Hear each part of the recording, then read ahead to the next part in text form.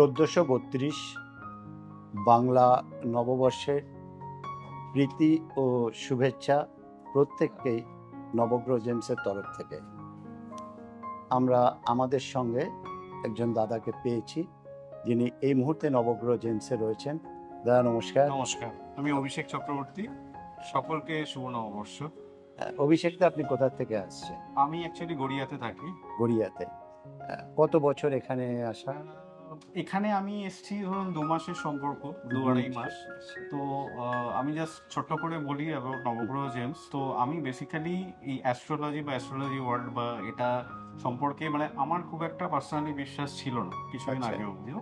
তো মেইনলি যেটা হয় যে আমার মানে লাইফে কিছু পরিবর্তন আসে এবং কিছু চ্যালেঞ্জেস মানে যেটা চলতেই থাকে ফর সার্টেন টাইম।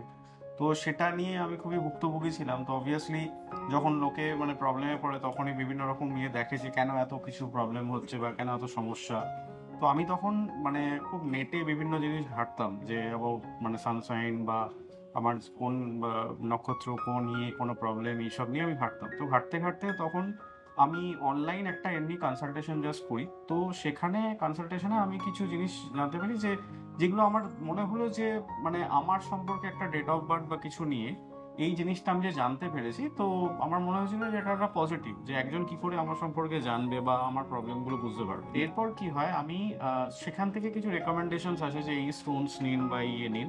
তো আমি তখন ওই জিনিসগুলো নেওয়ার আগে আমি তখন ভাবলাম যে আমি ফেস টু ফেস কারোকে কনসাল্ট করতে চাই এবং একটু দেখা করতে চাই। তো সেই করতে করতে আমি তখন অনলাইন একটু সার্চিং করলাম, পরে আমি মিস্টার শেখ আবিদ ওনার রিভিউস, এই আপনার নবগ্রহ জেমসের রিভিউ সব দেখলাম।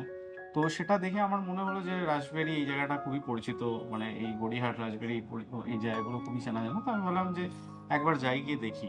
তো বেসিক্যালি আমাকে রেকমেন্ড করা হয়েছিল একটা রুবি নেওয়ার জন্য। আচ্ছা। তো আমি রুবিটা এসে এখানে দেখতে থাকি, তখনই মিস্টার আবিদের সাথে আমার ইন্টারাকশন হয়। তো তারপর আমি ওনার সাথে কথা বলে ভালো লাগে, তো আমি একটা কনসালটেশনের জন্য বুক করে ওনার সাথে কনসাল্ট করি।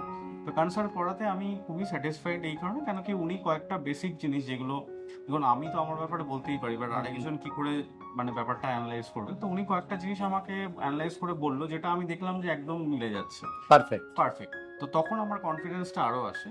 তো তখন উনি বললো যে যেহেতু অলরেডি আপনি একবার কনসাল্ট করেছেন আর আমি ওনার সাথে অ্যালাইন যে আপনাকে রুবি নিতে হবে আপনার যে সিচুয়েশন, বাট আমি আপনাকে অ্যাডিশনালি একটা রেকমেন্ড করবো যে আপনি যদি একটা পান্না নিতে পারেন। তো আমি তখন ওনার রেকমেন্ডেশন ওয়াইজ যেতে সেটাও আমি সেই দিনই এখান থেকে নিই। তো ধরুন আজ 1-1.5 মাস হয়েছে। তো আপনি যদি বলেন যে মানে কি বুঝেন ভাই, আমি একটা জিনিস বলবো যে টু আর্লি টু সে যে আমি সব পজিটিভস হয়ে গেছে, সব ইয়ে হয়ে গেছে, but some good things has happened. যেটা আমি দেখেছি যে যেটা হয়েছে সেটা আমি মিস্টার আবিদকেও বললাম। উনি বললো যে কিপ পেশেন্স, কিপ ইয়ে, এটা একটু সময় লাগে কাজ করতে ইয়ে হতে, but you will definitely have good time and you will enjoy whatever you are doing. তাহলে আজকের দিনে মানে নবগ্রহ জেমসের কর্ণধার এসকে আবিদ একজন অবিশ্বাসী মানুষ, মানে প্রথম আপনার বিশ্বাস ছিল না, তাকে বিশ্বাসীতে পরিণত করতে পেরেছে। রাইট। শুধু আমি বলবো না যে মানে ওনার প্রতি বিশ্বাস, ইট ইজ অ্যাবাউট মানে আমি বলবো অ্যাস্ট্রোলজির উপরে বিশ্বাস। একদম। কেন কি আপনার ওটার উপরে বিশ্বাস না থাকলে আপনি ওনাকে তো বিশ্বাস হবে না। আর যেহেতু আমরা মানে সত্যি কথা বলতে আমি একটা ওয়ার্কিং নিয়ে, তো আমরা অনেক সিচুয়েশন ফেস করি বা অনেক জিনিস দেখেছি। তো মানে খুব তাড়াতাড়ি জাজ করি না, মানে একটু সময় নিয়ে জাজ করি। তো সেখানে আমার মনে হয় যে যেভাবে উনি ইন্টারাক্ট করে, যেভাবে উনি লোককে সময় দিয়ে কথা বলে বা বোঝে প্রবলেমসগুলো, মানে নো ডাউট ভেরি গুড। আরেকটা জিনিস যেটা, যে ওনাকে হাজারো কোশ্চেন করলে ওনার মধ্যে কোনো বিরক্ত না, যেটা সেটা খুব ইম্পর্টেন্ট। কেন কি এখানে ব্যাপারটা হয় যে সবাই নিজেকে নিয়ে কনসার্ন, সবাই নিজের প্রবলেমগুলো মনে করে যে আমার প্রবলেমটাই শুনুক বেশি করে, আর আমি যেটা শুনতে চাইছি সেটাই যেন বলে। বাট আমার মনে হয় যে যেটা পজিটিভ যেটা নেগেটিভ উনি যেভাবে জিনিসটাকে মানে বোঝায় বা এক্সপ্লেন করে। আর আরেকটা জিনিস আমার যেটা মনে হয়েছে, যেটা এখানে দেখে আমার ভালো লেগেছে, সেটা হচ্ছে গিয়ে যে এই ধরনের বিজনেস মানে ডোন্ট টেক মি আদারওয়াইজ, বাকি জায়গায় একটা হয় যে মানে আমি বিজনেস ওরিয়েন্টেড থিঙ্কিং করি, মানে লোকে আপনি এটা নিন কি ওটা করুন, এটা নিলে আরো বেটার হবে। সবাই জানে যে if I spend more I get good things. কিন্তু এখানে যেটা আমি দেখেছি যে অবভিয়াসলি উনি একটা জিনিস বোঝে যে আপনার কতটা আপনার পরিস্থিতি কি বা আপনার কতটা আপনি অ্যাফোর্ড করতে পারবেন, উনি সেইভাবেই রেকমেন্ড করেন, উনি কখনো মানে আপনাকে পুশ করে না। পকেট পারমিট করবে তার হ্যাঁ, উপরে এবং- উনি হ্যাঁ, এবং উনি যেটা নেওয়ার সেটা উনি বলে, উনি কখনো ইনসিস্ট করে না যে উনি বলে এটা নিলে তার এফেক্টটা কি, যেটা ভালো। কেন কি অনেক জায়গায় আমি দেখেছি যেটা এই ওয়ার্ল্ডে লোকের বিশ্বাসটা এই জন্য হারিয়ে যায় যে পুশ করা হয়। হ্যাঁ পুশ করা, এবং এটা বিজনেস ওরিয়েন্টেড ব্যাপারটা থাকা উচিত না। না এই যে আজকে আমি এলাম, এখানে কোনো বিজনেস এর রিলেশন নেই, এটা নববর্ষে আসা, কিন্তু সেখানে কিন্তু ওনার যে এই যে কথা বলা, লোকে ইন্টারেক্ট করা, তো এটা ওয়ার্ড অফ মাউথ আমার মনে হয় আমার থ্রু দিয়ে যদি আজকে 10 জন আসে, দ্যাট ইজ আ গুড, তারাও খুশি খুশি হবে। রাদার দেন আমি যেমন নেটে রিভিউ দেখে এসেছি, রিভিউ তো আমিও দিতে পারি, কিন্তু যারা কথা শুনে আসে তাদের এই কথার উপরে তাদের বিশ্বাস হয়, আমাকে একজন চেনে, সে ট্রাস্ট করে, তো সে আমার কথা শুনেই আসবে, এইভাবেই বিজনেসটা গ্রো করে, এবং সেটা ভালো আমার মনে হয়। আর এই যে এখান থেকে স্টোন নিয়েছেন, সেটাও আপনি স্যাটিসফ্যাকশন?